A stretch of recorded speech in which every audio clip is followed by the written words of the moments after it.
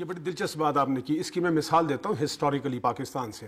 ہوا یہ کہ جب ملٹری ٹیک اوور ہوا یہ لاسٹ جو 2002 کا, تو ظفر علی شاہ کے کیس میں, بڑا مشہور و معروف کیس ہے, یہ چیلنج ہوئی پٹیشن, تو اس میں ملٹری ٹیک اوور کو چیلنج کیا گیا, اور الٹیمیٹلی ہوا یہ کہ سپریم کورٹ نے ایک اور ایسی انہونی بات کر دی کہ انہوں نے ملٹری ٹیک اوور کو نہ صرف جو ویلیڈیٹ کر دیا, بلکہ مشرف کو بن مانگے جو ہے آئین میں ترمیم کرنے کا اختیار بھی دے دیا, جس پر ہمیشہ آواز اٹھائی جاتی تھی. خان صاحب کہہ رہے ہیں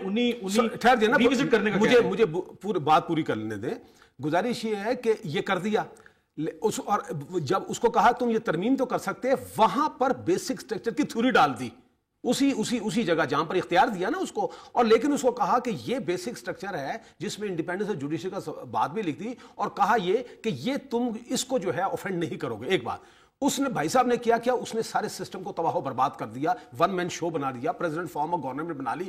اچھا پھر بعد میں کیا ہوا کہ جب لائر فورم کے کیس کیا جو 2005 کا آخری ہے, تو اس میں جا کے انہوں نے کہا جی بنیادی طور پر ہمارا کہنا ہے کہ تو اب تو کوئی اختیار ہی نہیں تھا, چلیں آپ نے اچھا تھا برا تھا ایک اختیار تو آپ کو دے دیا, لیکن سوال یہ کہ اس اختیار میں آپ نے خود لمیٹیشن لگا دی تھی. تو بات بڑی سیدھی سی ہے کہ یہ تو اس نے اس کو وائلیٹ کر دیا. اس پر پھر ہماری سپریم کورٹ نے کہہ دیا, اس نے کہا یہ وہ ایشو ہے جو کورٹس میں ڈیسائیڈ نہیں ہو سکتا, اور یہ اس کے خیال میں وہ ججمنٹ ٹھیک تھی. غلط یا صحیح کی بات نہیں کر رہا میں, یہ سوال ڈٹرمن ہونا بڑا ضروری ہے. سوال اس لیے ضروری ہے, دیکھیں بات سنیں, انڈیا اور پاکستان میں ایک بہت بڑا, پہلی بات تو یہ عرض کروں کہ انڈیا میں کنسسٹنٹ ویو نہیں ہے, اور وہ ابھی بھی کنفیوژن والی سچویشن ہے, اور انڈیا میں جو اس قسم کی باتیں ہوتی رہی, ایمرجنسی لگتی رہی, وہ بھی ایک پروسیس تھا. کنسسٹنٹ ویو کس پہ بات کر رہے ہیں؟ دیکھیں اسی پر انڈیا بھی ابھی کنسسٹنٹ نہیں ہے اس بات پر کہ کیا یہ بیسک سٹرکچر کی تھیوری ہے, اور اگر کوئی امینڈمنٹ ہوتی ہے تو اس کو سٹرائک ڈاؤن کرنا چاہیے یا نہیں کرنا چاہیے. اور یہ بات ایگزامن ہوئی ہے ایون وکلا محاذ کیس میں, اجمل میاں صاحب نے بھی, وہاں پر بھی یہ آئی تھی. لیکن 17ویں ترمیم جو چیلنج ہوئی, آپ جو کہہ رہے ہیں, آپ سمجھتے ہیں کہ وہ بڑی آئیڈل ججمنٹ؟ میں یہ نہیں کہہ رہا, لیکن اس میں بھی سٹرکچر تو آپ نے پارلیمنٹری فارم سے پریزیڈنشل فارم کر دیا, ٹھیک ہے, وہ بھی ایک ملٹری رولر نے کیا, جی, تو وہ ججمنٹ ٹھیک تھی آپ کے خیال میں؟ میرے ججمنٹ ٹھیک نہیں تھی, میں دوسری بات کرنے لگا ہوں. میں یہ کہتا ہوں کہ دیکھیں انڈیا میں اور ہم میں ایک بہت بڑا فرق ہے. انڈیا میں بغیر رکاوٹ کے ایک پروسیس چلا ہے, ٹھیک ہے نا جی, اور انڈیا کے انسٹیٹیوشن اتنے مضبوط تھے کہ جو جھٹکے لگے, جو ایمرجنسی لگی, جو عذاب ہوئے, تو وہ انہوں نے پھر بھی اس کو شاک آبزرور اتنے تھے وہ کر لیا.